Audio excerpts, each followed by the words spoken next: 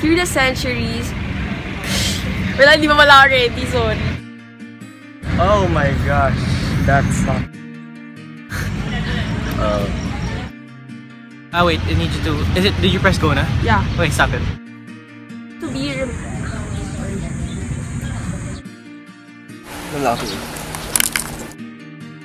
So I guess the question is, am I up for the task? Do I belong here? Am I ready for this? Did I choose the right course? Is cheming for me?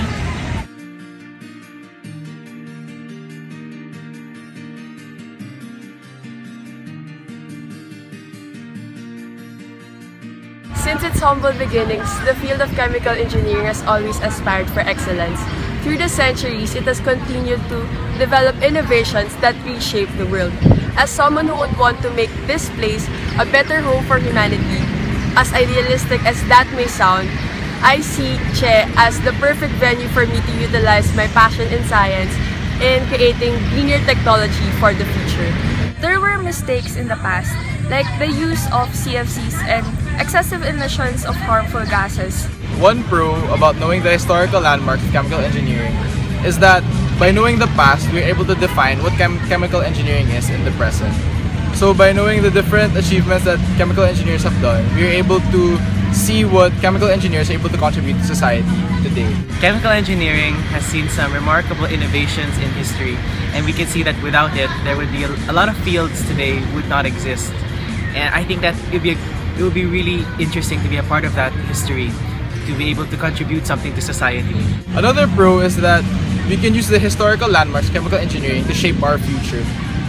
So the innovations that they made in the past, we can work on those more, so in order to have a better future. The downside of learning things from way back 4000 BC is that it can get too boring and you'll be drowning in things that you generally have no idea of, like what saltpeter is, which I then learned was just a fancy term for potassium nitrate. One con of the historical landmarks of chemical engineering is that people may be too, like, instead of innovating, they'll just stick to whatever we learned in the past, even if it will like stunt the development of society. It kind of gives me security that in the future, we can use chemical engineering to meet the needs of our fellow people.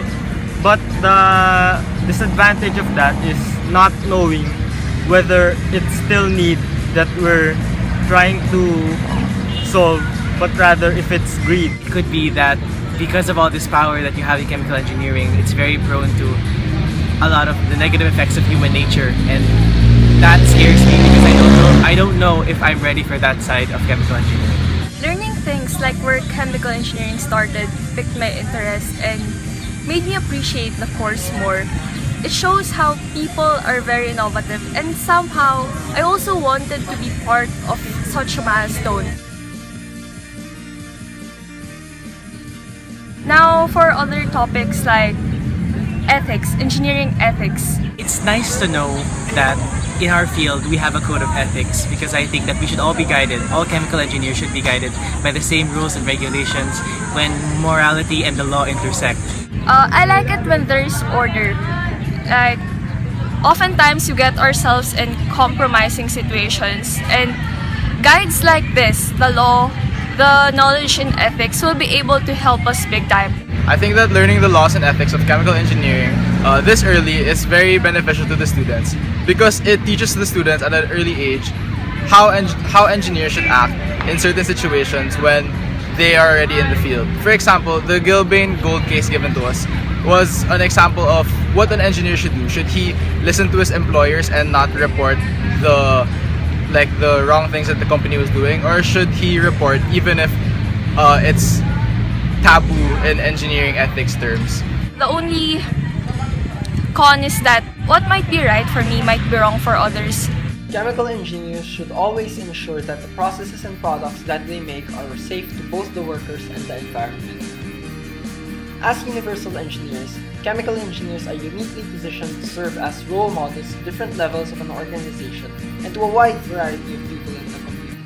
I feel like sometimes engineering ethics is too by the book. For example, like what if there might be special cases where special responses are needed, but then engineering ethics doesn't cover those certain situations.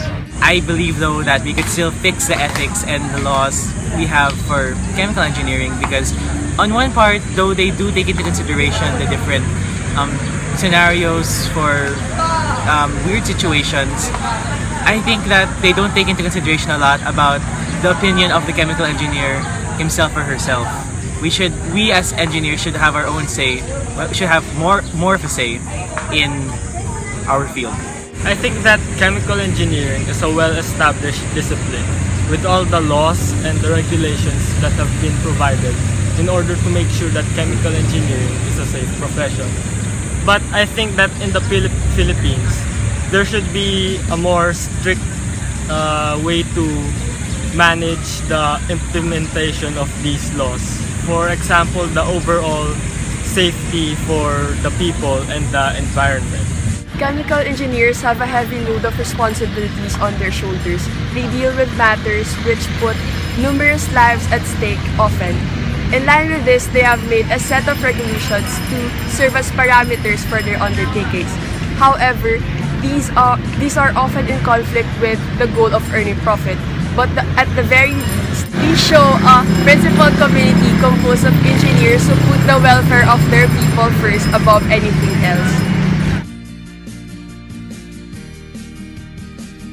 Chemical engineers have found a way to successfully harness nuclear energy and use it to power up homes and a lot of other things. It's one of the cheaper forms of energy, and it's also relatively clean, and if the proper steps are taken, relatively safe. One of the cons about nuclear engineering is that if it were to fail, the consequences are far more catastrophic and severe than other forms of energy plants. Therefore, I feel like one of the things that chemical engineers need to work on is to find a way to ensure that, to minimize the consequences if ever a nuclear plant were to fail. Right now, almost everything that we use in our daily lives run on energy. And with the increasing population, there is also the increase in the demand for energy. So I think that chemical engineers can provide a solution in that problem by providing an alternative and more efficient source of energy, such as fuel cells and batteries. The downside to that is I don't think that our country, as of now in particular, has the means to provide the needs that the research and development in that field requires. Chemical engineers have exerted a massive effort in developing positive innovation. This has been very evident in the different technologies we enjoy today, just like in the food and consumer industry, where products now undergo a more efficient and safer processing and are now available in longer shelf life.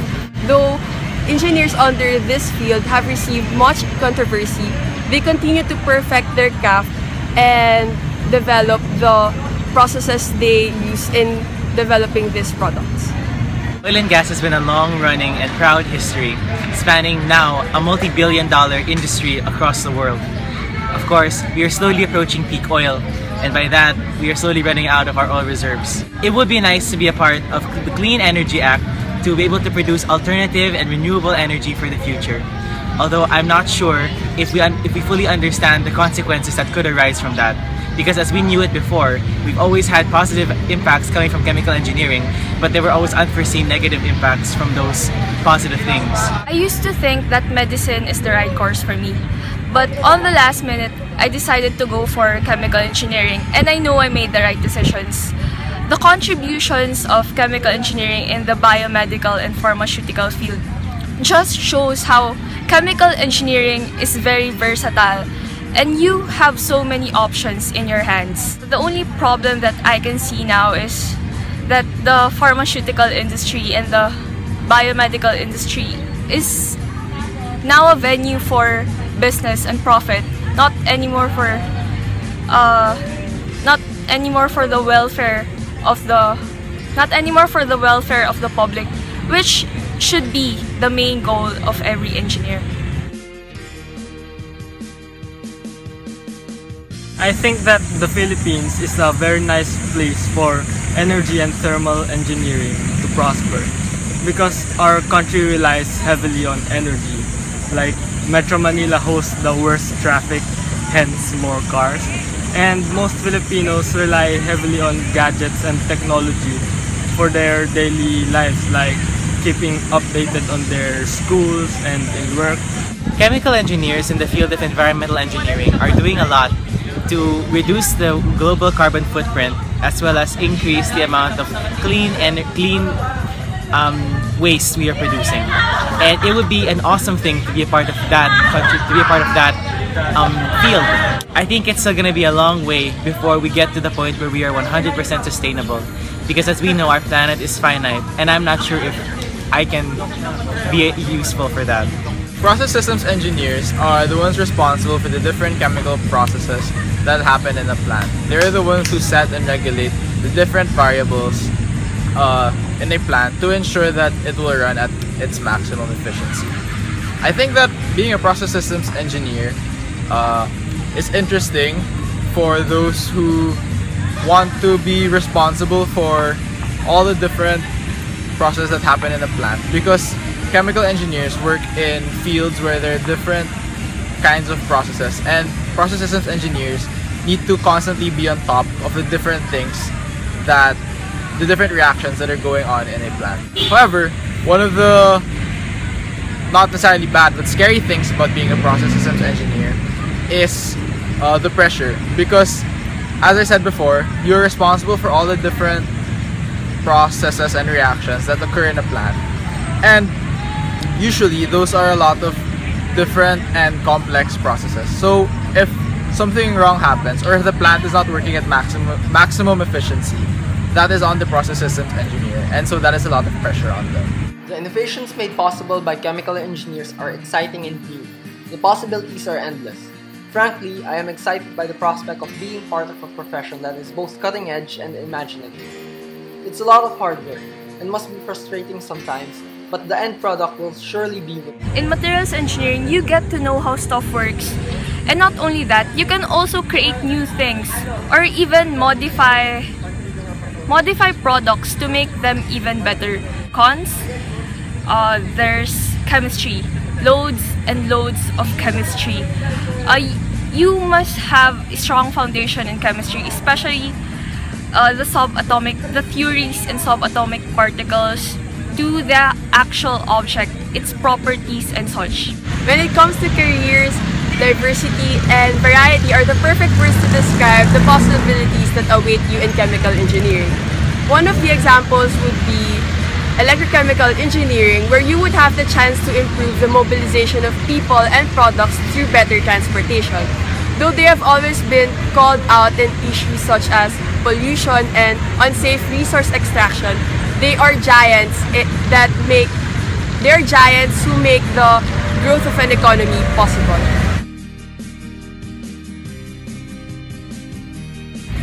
I think that we need to know what to do at an early age so that we won't be phased when we get to the professional world. The downside is, I think that chemical engineering as a whole needs more support from our government. I know chemical engineering is a pain and the whole course is just so complex, but I know it's going to be worth it. And once I graduate, I'm going to proud to say that I am a chemical engineer. I love Chem. No regrets. I'm staying put. I can't wait for next year. Chemical engineering is for me.